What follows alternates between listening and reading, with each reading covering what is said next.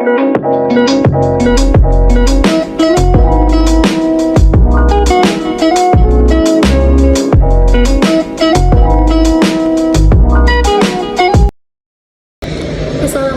warahmatullahi wabarakatuh. Perkenalkan, nama saya Zulfa Sahamadiah dengan nomor induk mahasiswa 241080248, prodi Perbankan Syariah kelas B.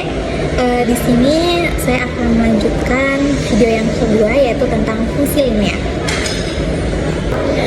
Pengertian fungsi linear. Fungsi linear adalah hubungan matematis antara dua variabel yang membentuk garis lurus ketika digambarkan dalam grafik. Fungsi ini memiliki bentuk umum y sama dengan a plus bx, di mana y itu sebagai variabel dependen, x itu sebagai variabel independen, a itu sebagai konstanta, dan b itu sebagai koefisien. Contohnya itu y sama dengan 3 plus 2x. Lalu ada pembentukan persamaan linear. Yang pertama itu dui koordinat. Nah, dui koordinat itu dari dua buah titik dapat dibentuk sebuah persamaan linear yang memenuhi kedua titik tersebut.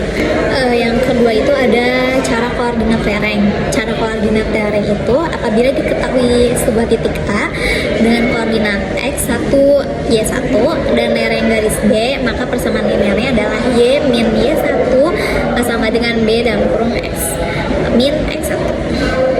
Yang ketiga itu ada cara penggal lereng. Nah, sebuah persamaan linear dapat pula dibentuk apabila diketahui penggalnya pada salah satu sumbu A dan lereng garis B yang memenuhi persamaan tersebut. Maka persamaan linearnya adalah y sama dengan a plus bx, di mana a ini adalah penggal dan b ini adalah lereng. Lalu ada yang terakhir, cara dui penggal.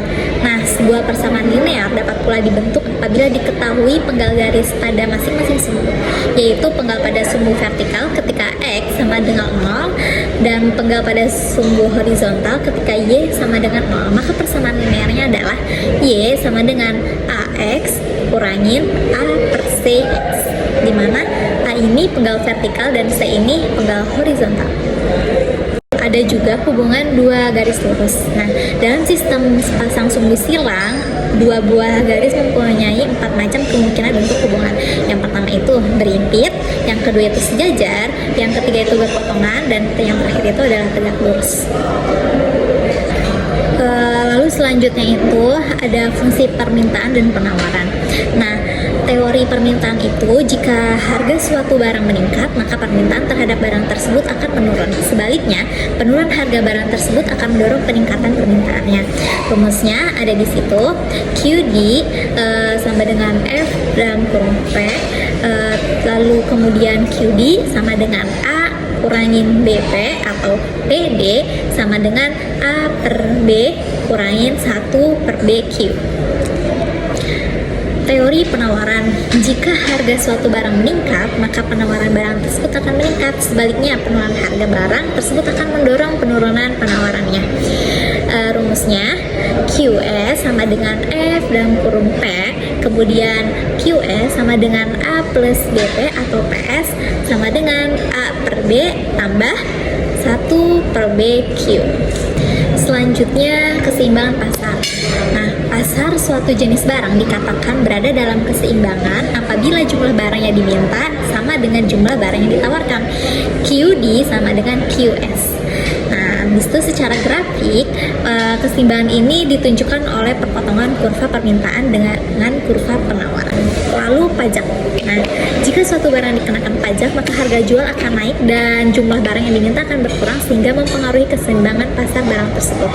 Nah, di sini saya telah mencantumkan rumus-rumusnya. Yang pertama itu ada persamaan penawaran sebelum pajak, sesudah pajak, beban pajak yang ditanggung oleh konsumen, yang ditanggung oleh produsen, sama jumlah pajak yang diterima oleh pemerintah. Nah, makanya ketika kita membangun suatu usaha, maka itu kita akan dikenai biaya pajaknya, itu bisa diberikan kepada konsumen atau ditanggung langsung oleh perusahaan.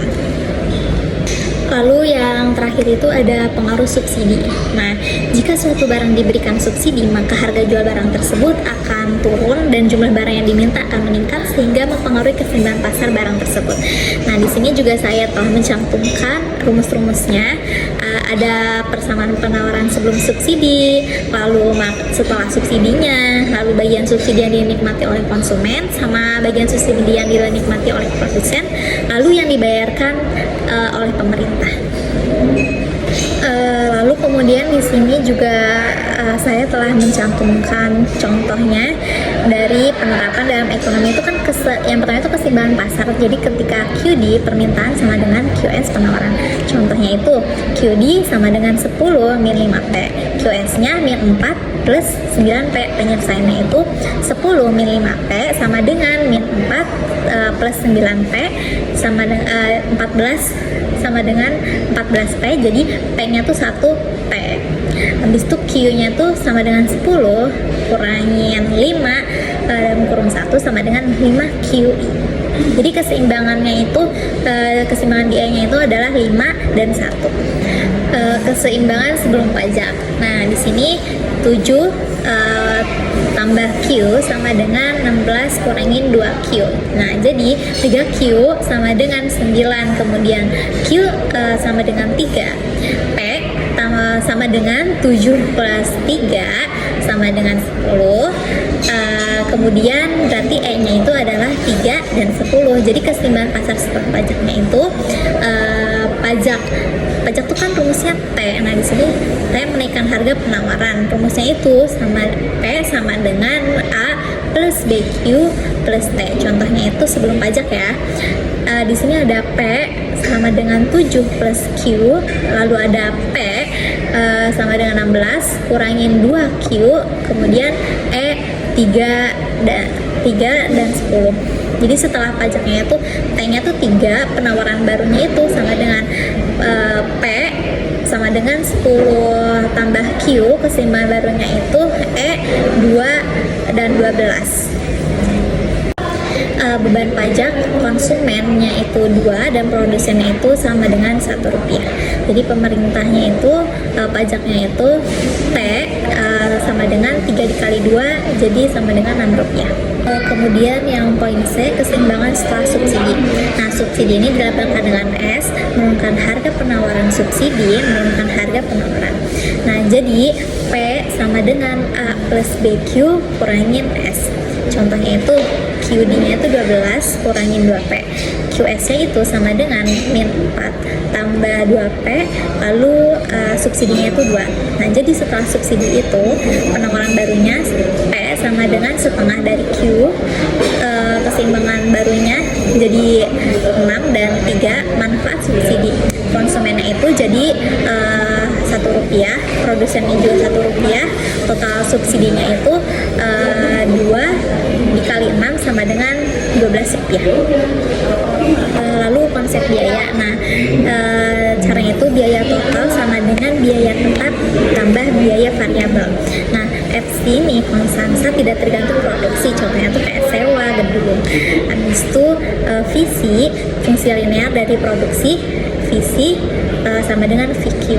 Nah, jika kalian ingin mengetahui perusahaan tersebut mengalami kerugian atau tidak, kalian bisa menggunakan analisis kelompok. Mungkin cukup sekian yang bisa saya sampaikan, kurang lebihnya mohon maaf. Wassalamualaikum warahmatullahi wabarakatuh.